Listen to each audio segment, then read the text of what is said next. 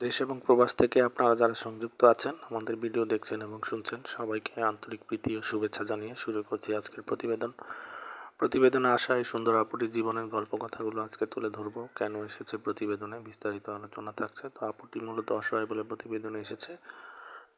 ওনার গায়ের রং ফর্সা, উচ্চতা 5 ফুট 2 ইঞ্চি, স্বাস্থ্য ভালো। উনি ওনার পরিবারের ওনাদের কোনো ভাই বোন নেই, উনি একাই। তো ওনার পরিবারে বাবা নেই, মা আছে।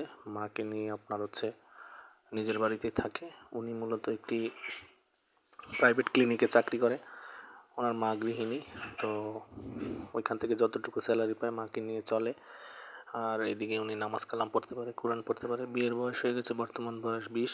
উনি একজন ভালো মনের মানুষের খোঁজে প্রতিবেদনে এসেছে।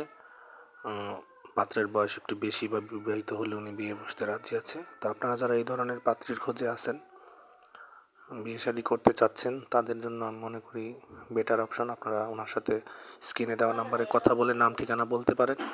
তো সেই সূত্রে আপনারা অতি দ্রুত ওনার সাথে যোগাযোগ করেন। উনি একজন ভালো মনের মানুষের খোঁজে প্রতিবেদন এসেছে, কোনো সহযোগিতা নয়। তো আপনারা যারা আগ্রহী আছেন, স্ক্রিনে দেওয়া নাম্বারে ওনার সাথে কথা বলে নেবেন। আর আমাদের চ্যানেলকে সাপোর্ট করার উদ্দেশ্যে প্রত্যেকটি ভিডিওতে একটি লাইক, কমেন্ট, শেয়ার করবেন। চ্যানেলটিকে সাবস্ক্রাইব করে রাখবেন, পাশে থাকবেন।